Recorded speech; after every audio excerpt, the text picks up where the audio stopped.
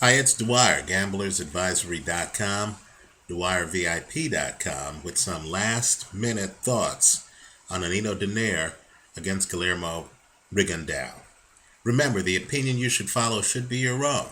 Just consider this video to be a second opinion from a complete stranger online. My prediction on this fight, as stated in an earlier video, is that I expect Guillermo Rigondeaux to win the fight. Right? But I'm hedging the play with Nonito Donaire by KO. I believe that Donaire has a puncher's chance. Right? But that's all. If this goes to a decision, I'm expecting Rigondeaux to win by decision. Let's talk about some keys to look at. You've heard me here on YouTube in the past talk about head movement and hand speed and elusiveness, things of that nature. But there's more to defense than that, right? I believe you're going to see it here in this fight. Let's say I'm Nonito Donaire, right? I'm turned to the side. Donaire comes in on a side profile, right? He has a lethal left hook. Let's say that he needs his arm at a certain angle. Let's imagine like a 90% angle, a 90-degree angle. And let's say he's throwing that left hook, right? He winds up and he throws that left hook, and he's able to take guys out with that left hook, right? Look at the Fernando Montiel tape. Now you'll notice that if I throw that left hook is about, let's say, a foot away from my lead shoulder. A defensive master like Guillermo Rigondeaux doesn't have to dodge the left hook if he plays his cards right. He doesn't have to use head movement to dodge it. What he has to do is to just deprive Donaire of the angle. In other words, if he can stay right on Donaire's left shoulder so that Donaire can't get the space he needs to throw that left hook, he can neutralize it. Right? If you want to see a fight in which a then unbeaten fighter with a great left hook got his left hook smothered by a defensive master, look at Felix Trinidad against Bernard Hopkins in an earlier generation, right? You will see Hopkins literally doesn't even give Trinidad the opportunity to throw that left hook in many of the rounds.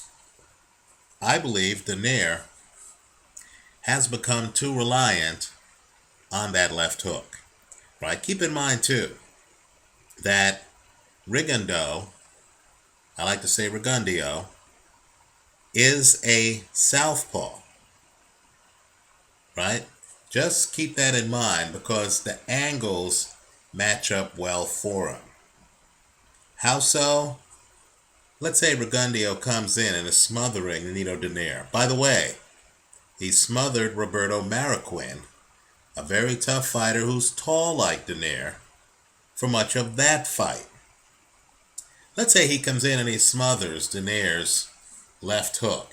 In fact, let's say he's able to smother Donaire's left hand, because if he gets close enough to Donaire, like I think he's going to, Donaire's not even going to be able to land that jab.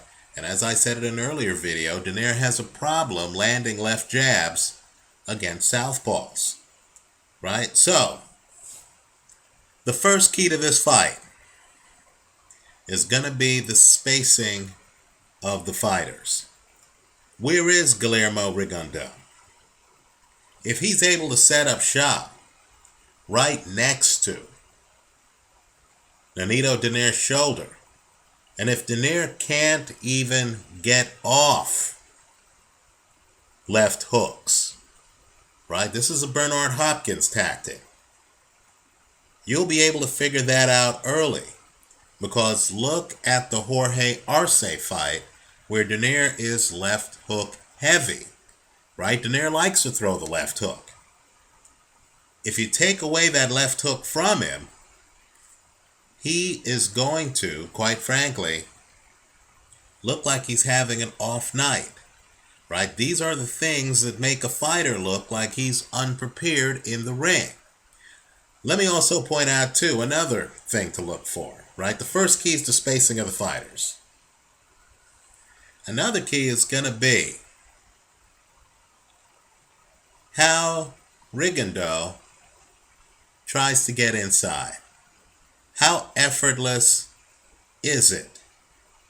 You remember Vic Darchinyan, right? Vic Darchinyan tried to walk in on Nonito Donaire and got taken out by a left hook, right? Donaire was able to lay back knowing he was fighting a very offensive fighter who was going to come in predictably on his front foot. I'll agree the Raging Bull has diversified his game since that fight. But back then, Darchinyan was knocking everyone out and clearly thought he was going to knock out Donaire. Right? He walks into the left hook. I want you to watch how Rigondeaux gets inside. It's not going to be on a straight line. He's not going to be standing upright. He's not going to give Donaire a lot to hit. I believe he's just going to magically appear, at least it's going to seem that way, right on Donaire's shoulder. Let me also point out that Nishioka, when he fought Donaire, he had his hand up, right? He had his right hand up to block Donaire's left hook. And he stayed outside. The idea was, I'm going to take your left hand away by having a hand up. Here's the problem with that strategy. It takes away that right hand for offense. Right? Just food for thought. Now here, Donaire is dealing with a southpaw. I believe Rigondeaux is not even going to need to put a hand up. I know that sounds ridiculous, but I don't believe Rigondeaux is going to have to put a hand up. I believe Rigondeaux, spacing-wise, can just get close enough to that shoulder. And then when Rigondeaux is away from the shoulder, we all know it's illegal to punch a guy in the back of the head. I'm just telling you, a good southpaw, look at Purnell against Oscar De La Hoya. A good southpaw will turn his head in such a way that a left hooker is going to have a hard time hitting that southpaw with a legal punch, especially if the southpaw is setting up shop on the orthodox fighter's left shoulder. Now I'm expecting there to be a game of cat and mouse. Donaire has a great right uppercut. It's spectacular, in fact, right? He prefers to throw the left hook. But when he gets going in fights, he'll come in and he'll throw that right uppercut. Here's the problem. Again, he's fighting a southpaw. If he reaches down to throw that right uppercut and Rigondeaux times him, Rigondeaux is going to have a straight left hand, right? Literally a straight left hand on a naked Nonito Donaire. Also, Donaire, in terms of his volume, this is another key to the fight. I want you to keep track of the punch stat numbers as the fight progresses, right? If Donaire's volume continues to be reduced, right, you need to factor that into whether or not he can win a decision. If you look at the punch stat numbers on the Mathabula fight, right, let me just say, that fight was a lot closer than the scorecard suggested, right? Donaire was actually outthrown in that fight. Other Donaire fights were stoppages, right? Nishioka, stoppage. Jorge Arce, stoppage, right? But just understand, clever boxers like Omar Narvaez were able to take Donaire the distance. But Narvaez didn't have the volume. Now, Rigondeaux at times himself is low volume. So just pay attention to the volume in the fight. In other words, if Rigondeaux is outlanding Donaire's going to be in trouble. Because quite frankly, Rigondeaux looks like he's the more complete fighter in the ring. In other words, Donaire is the more spectacular puncher. No question about it. But Rigondeaux is going to just look more slick than Donaire because Rigondeaux is better defensively. In other words, it's going to be a sight to see Rigondeaux in with a slugger who KO'd Montiel in 2 rounds. And Rigondeaux might not even have to raise a hand to defend himself. Right? That's going to impress judges. Rigondeaux, in my opinion, is more judge-friendly than Nonito Donaire. Right? So what I'm expecting is a defensive master to come in, prove to both of them, himself and the other fighter, that the other fighter can't land his left hook and that the other fighter can't hit him with the left jab. Right? I'm expecting Donaire at that point to realize that he's being pursued in the ring. Right? Understand, Donaire typically is the hunter. He's not the hunted.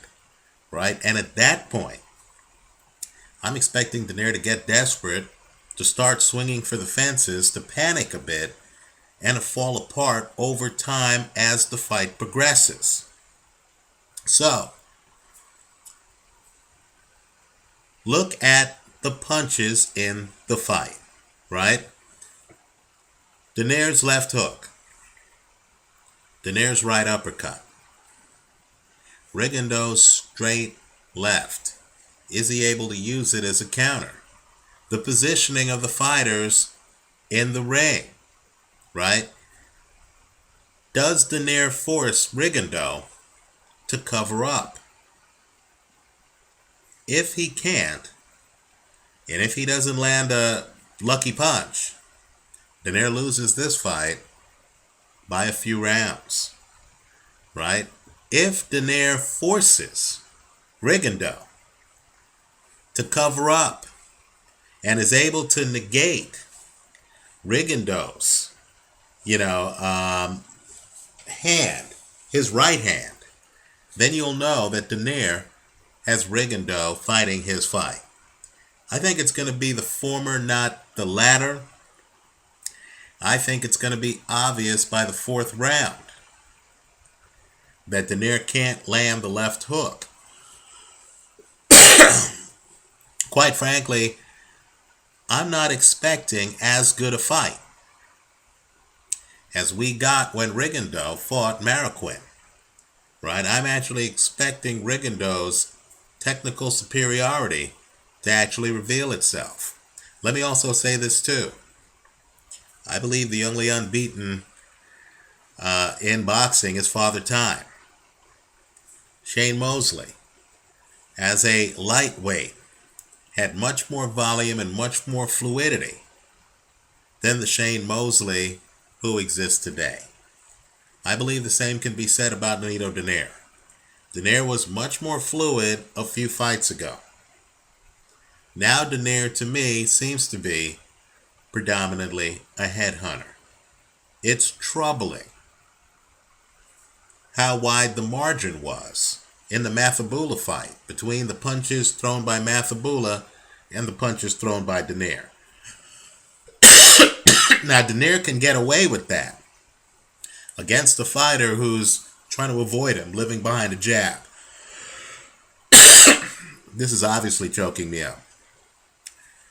But Donaire can't get away with that against a fighter with a skill set that allows him to smother Donaire's left hook without devoting too much of his time to doing so, without devoting a hand block or what have you.